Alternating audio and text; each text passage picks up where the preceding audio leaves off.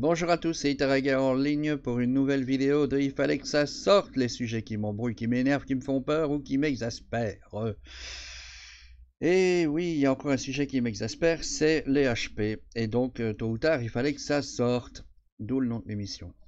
Les HP, c'est quoi? C'est le haut potentiel. C'est pas du tout HP comme t'as dit, toi, la vilain. Une petite claque sur les doigts, s'il te plaît. C'est une vidéo qui est particulièrement difficile à faire pour moi parce que justement c'est une des spécificités du HP. Il a des problèmes sociaux et donc il a du mal à parler de lui notamment. Donc on va y revenir. J'ai dû faire un petit plan là que je tiens devant moi parce que j'ai fait un nombre de prises hallucinant. Et des longues en plus, hein, parce que c'est pas tout de suite que je me rends compte que j'ai raté un truc ou l'autre. C'est en fin de course que j'ai pas parlé de ça, ou j'ai trop parlé de ça, ou machin. Bref, je cafouille un max. Encore une fois, désolé si ça peut se remarquer. Soit dit en passant, il y a 2 fois plus d'informations là-dedans que ce qui sort. Donc j'ai parfois l'impression de m'embrouiller, et quand j'écoute la vidéo après, je m'embrouillais pas du tout. Aujourd'hui, on va parler d'études, on va parler d'amour, on va parler d'empathie et on va surtout parler de problèmes. C'est un sujet où je ne suis pas expert, mais en tout cas j'y connais quand même un rayon, puisque ça m'a touché moi, ça a touché ma famille et mes enfants. Voilà. Vous êtes prêts? On commence. D'abord, on va décrire un peu ce que c'est un HP. Un HP, c'est un haut potentiel, avec ou sans trouble de l'attention, donc TDAH, ça dépend des cas. Le HP, c'est quelqu'un qui réfléchit pas comme les autres, qui est pas câblé comme les autres, qui pourrait être classifié comme le chouchou de la classe, comme le geek, comme l'intello de service. Et donc, de facto, ça génère tout un tas de trucs dans l'émotionnel. Alors, on va prendre 2 notions, le QI et le QE. Le QI, c'est tout ce qui est intellect, c'est tout ce qui est réflexion, tout ce qui est pensée. Euh, j'ai envie de dire c'est la spécificité de l'HP. Il a un QI plutôt élevé, le garçon, ou la fille, soyons pas sexistes. Ça lui donne des facilités, mais ça fait aussi qu'il s'embête assez vite. Donc dans une école dite normale, ça va peut-être pas aller si les professeurs ne sont pas prêts à gérer ça. D'où l'importance de la détection.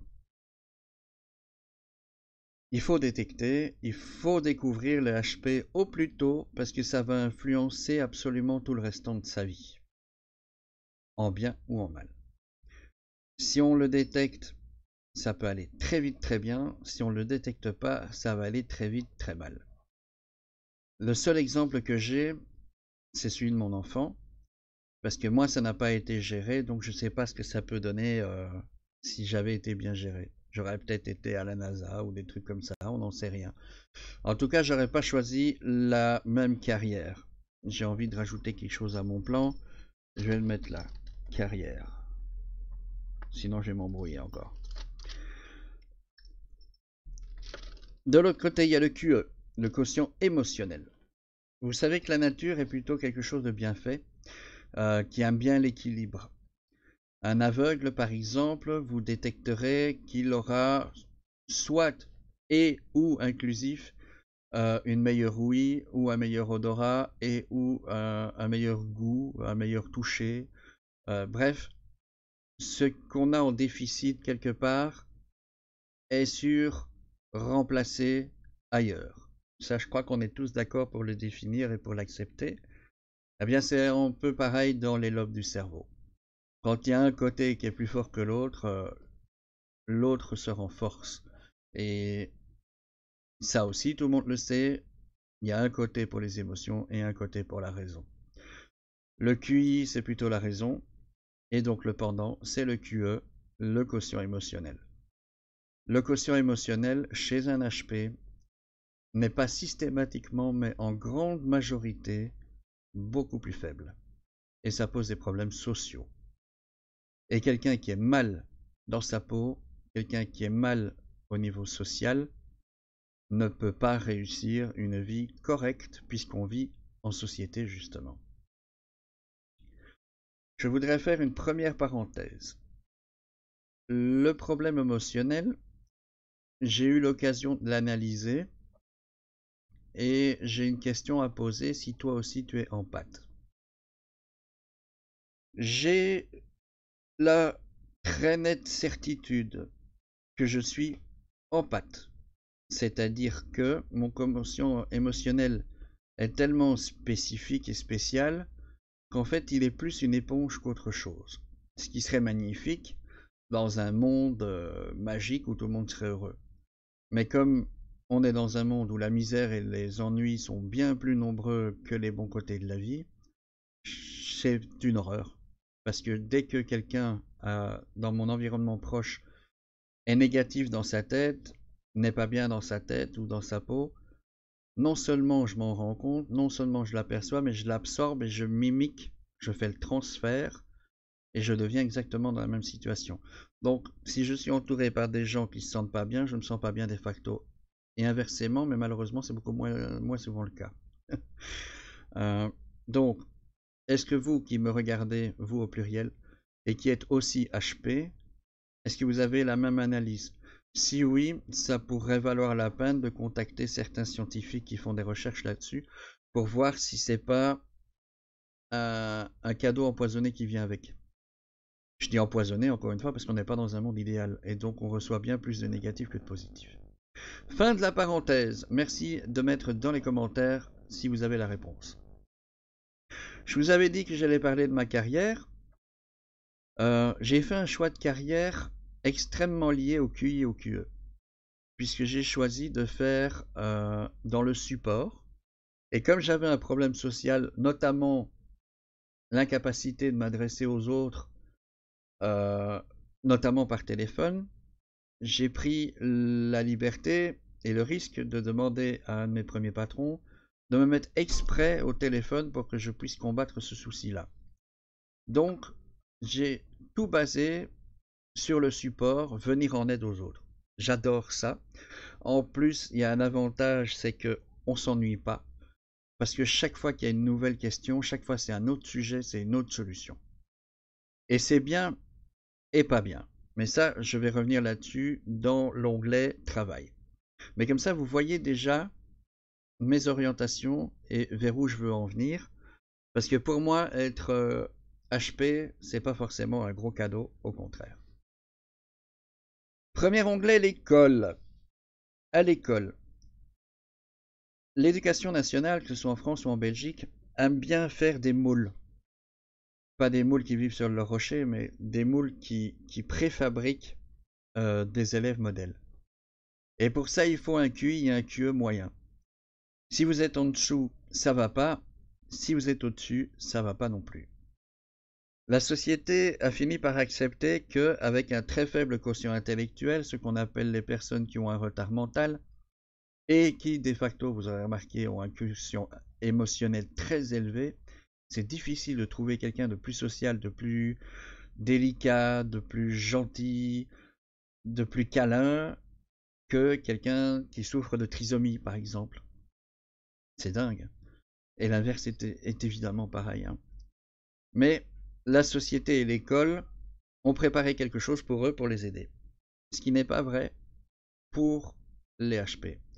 La preuve en est, mon fils, à l'école, a dû passer par la case type 8, qui est une école normalement réservée pour l'autre côté de la barrière. L'avantage, malgré tout, qu'il a eu, c'est que du coup, il est tombé sur un tas de professeurs qui n'étaient pas là pour le salaire en fin du mois, pour les 6 mois de congé par an, mais ils avaient une véritable vocation, et ça a considérablement aidé mon fils.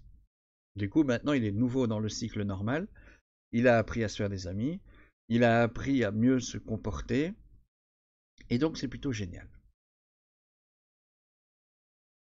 Par contre, dans les écoles normales, il y a encore des professeurs qui sont tellement attachés à leur moule, ils vont jusque demander aux parents d'empoisonner leur enfant. C'est un mot dur, hein? Mais ouais, ceux qui sont dans le même constat que moi, ceux qui ont eu la même vie, les mêmes expériences, auront tout de suite compris que je parle de la rilatine. La rilatine, c'est la réponse des faibles face aux problèmes des HP. C'est-à-dire qu'ils vont embrouiller le cerveau et rendre l'enfant docile, prêt à faire ce qu'on lui demande. Il va moins s'ennuyer, forcément il est dans les hautes sphères de la brume, et il va se mettre à apparemment mieux étudier. Non, il va pas mieux étudier, il va juste étudier comme les autres. Le versant, parce qu'il y a toujours deux versants à une pièce de la rilatine, c'est qu'il rend cardiaque. Donc à peine qu'il sera adulte, votre gamin, il risque bien fort d'être cardiaque. Est-ce que ça vaut le coup? Moi pas. Donc quand on a proposé la rilatine pour mon fils, j'ai eu qu'une seule envie, c'est de montrer le majeur bien haut, bien grand, bien tendu, en disant même pas en rêve coco, on va trouver une autre solution. Et l'autre solution, c'était justement le type 8 et un entourage familial dur comme du roc.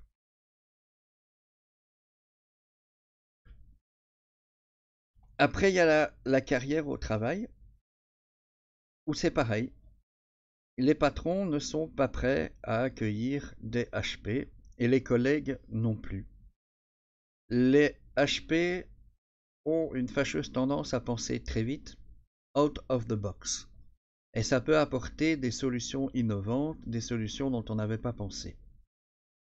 C'est très embêtant pour les collègues parce qu'ils ont l'impression d'être dénigrés, mis plus bactères, parce que la personne HP va non seulement plus vite qu'eux, mais en plus apporte des nouvelles idées qui sont carrément en dehors des procédures et ça peut gêner beaucoup de monde. Donc la jalousie va apparaître et la jalousie dans le monde du travail c'est dangereux parce que ça peut générer des animosités qui font qu'il y en a un des deux qui quitte la boîte et en général c'est pas le HP qui résiste, notamment à cause du quotient émotionnel, mais aussi à cause de la réaction du patron qui se dit j'ai un normal et j'ai un anormal, je vais garder le normal. Du côté du patron d'ailleurs, il y a aussi un souci, c'est que le HP pourrait poser problème au leader, justement parce qu'il est out of the box et qu'il apporte des trucs que même les managers n'avaient pas pensé. Soit on a du bol et on est dans une société progressiste qui a envie d'avancer, pardon, soit encore une fois on se fait virer. Et en Belgique, là, ils ont un avantage monstre, c'est qu'ils ont qu'à mettre pour cause économique, et c'est tout, on est dehors et on n'a plus rien à dire. J'ai envie de dire à ces gens-là, réveillez-vous les gars, c'est très con ce que vous faites. C'est vrai qu'on a des problèmes au niveau émotionnel, c'est vrai on peut poser problème à certains niveaux de la société, mais est-ce que vous ne croyez pas que ce qu'on apporte est nettement supérieur à ce que ça vous coûte, entre guillemets? Est-ce que c'est vraiment très malin de mettre les meilleurs éléments dehors? Je sais pas. Peut-être qu'il faut vous adapter et c'est vos clients qui vous diront merci. En tout cas, moi, si je devais rechoisir ma carrière maintenant, je ne ferais plus du tout dans le support. J'irais directement dans la robotique, au plus profond que faire se peut. Réussir le rêve du dragon, ça aurait été génial.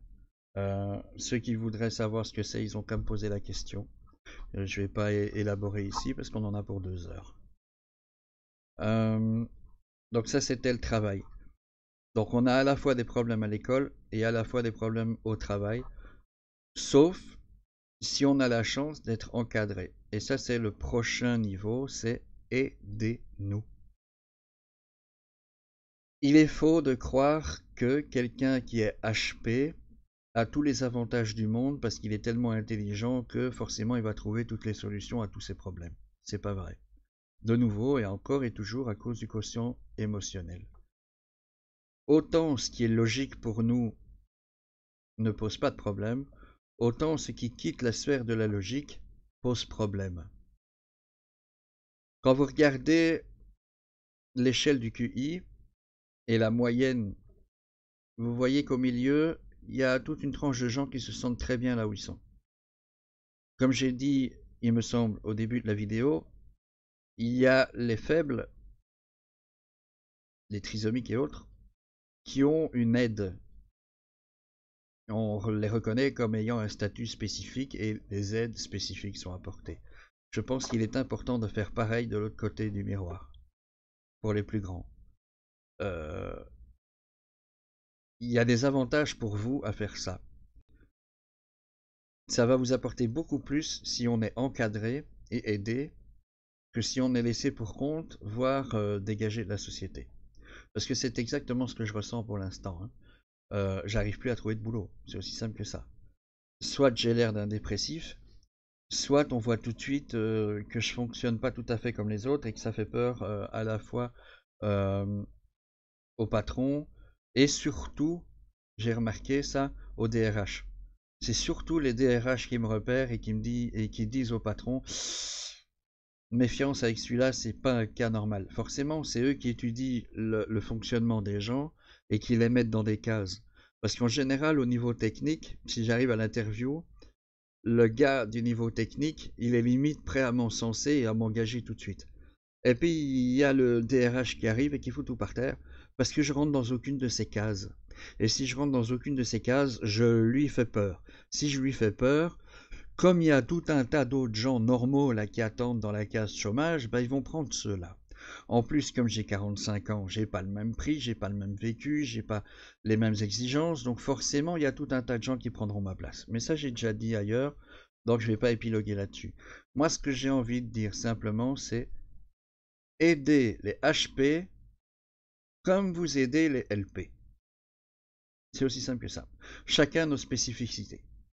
Il y en a qui vont être super dans l'affect, dans les LP, et qui peuvent servir, et qui peuvent être utiles, et qui peuvent vous apporter des choses merveilleuses. Et de l'autre côté, il y en a qui sont dans le super intellect, et qui peuvent aussi vous apporter plein de choses merveilleuses, des choses utiles, bien plus que le coût qu'ils ont, aussi bien d'un côté que de l'autre. Encore une fois, c'est l'équilibre de la nature. Il faut arrêter de toujours prendre ce qu'il y a là au milieu, il faut s'intéresser sur les côtés aussi, pour pouvoir faire un tout qui est harmonieux. Voilà, ça c'était le principal. Si vous voulez, vous pouvez arrêter là. Sinon, moi je vais continuer un petit peu pour vous donner un autre aspect que je n'ai pas pris en compte, c'est les relations de la vie de tous les jours au niveau amour et social. Parce que je n'ai pas arrêté de dire qu'il y avait des problèmes sociaux, mais je ne les ai pas développés. Alors, on a dépassé les 15 minutes, donc si vous voulez, vous pouvez arrêter là et on s'en parle pendant le live. Ici, moi, ce que je vais dire, c'est un peu mon vécu par rapport au sentiment, par rapport à l'émotion. J'avais réussi à me construire une barrière émotionnelle, parce que comme vous le savez, j'ai en plus une fente palatino-labiale. Et donc quand j'étais gamin, j'étais la risée des petits saligots. Évidemment, il y a des gens qui me soutenaient, il y a des gens qui étaient normaux, gentils, affectueux, mais il y avait tous les cow-boys, les harceleurs, hein, comme on les appelle maintenant. C'était l'alien, le mal foutu, l'accident de berceau, patati patata. Déjà, sur un enfant normal, c'est pas cool. Mais quand c'est HP avec le QE là qui est au ras du sol, je peux vous dire que j'en ai pris mes plein la tête. Des crises de larmes, on les comptait plus. Donc j'ai commencé à me construire une muraille anti-sentiment. Ça ne m'a pas fait que m'aider, mais en tout cas j'ai pu partir dans mon monde binaire. Et le monde binaire pour moi est quelque chose d'une logique pure que j'adore. Ceux qui me connaissent savent que je réduis absolument tout à des 1 et à des 0. Tout. Il n'y a rien qui y échappe. L'amour, c'est des 1 et des 0. Je vais l'expliquer plus tard. La liberté d'expression, des 1 et des 0. Ce que vous pensez, décidez, des 1 et des 0. L'écran que vous avez devant vous, des 1 et des 0. Pourtant, vous voyez, il y a du rouge, il y a du jaune, il y a du texte, il y a des trucs, mais c'est chaque fois un choix binaire, oui ou non. Le tout, c'est de savoir combien de choix il y a l'un derrière l'autre. Vous voyez ce que je veux dire? Par exemple, l'amour. Est-ce que je l'aime ou pas? Si vous voulez répondre à la question, il vous faudra faire des millions de petites questions qui se termineront par un oui ou un non, un 1 ou un 0. Tout ce qui existe peut être représenté dans un ordinateur. L'ordinateur, c'est quoi? C'est des 1 et des 0. Hein? Quand je disais ça il y a 30 ans, on me rigolait au nez. Hein? parce que c'était des télés qui n'étaient pas avec des 1 et des 0, mais avec des ondes, parce que les jeux virtuels et tout, ça n'existait tout simplement pas. Mais la science a démontré que j'avais raison quelque part. Tout est 1 et 0. Donc je vivais bien ça, moi. Et puis tout d'un coup, j'ai rencontré mon ex-femme. Aussi d'une façon très binaire. Hein. Elle était perdue dans Bruxelles en venant me rejoindre parce qu'on s'était donné le premier rendez-vous. Et quand je l'ai retrouvée qui était perdue dans sa voiture, j'ai ouvert la portière, clac, c'était fait. Un regard, pas un mot, rien, une sensation, bam, c'était fait, je savais que c'était la bonne.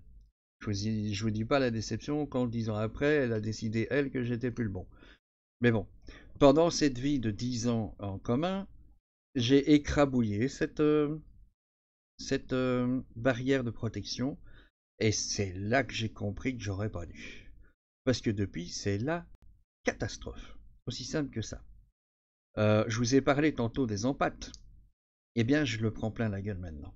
Alors que j'étais bien à l'abri, je prends tout dans la tête. Et donc, ça pose des problèmes pour trouver du boulot, ça pose des problèmes pour se faire des amis, ça pose des problèmes absolument partout. Voilà. Donc, l'amour, ça pose des problèmes. La vie sociale, ça pose des problèmes.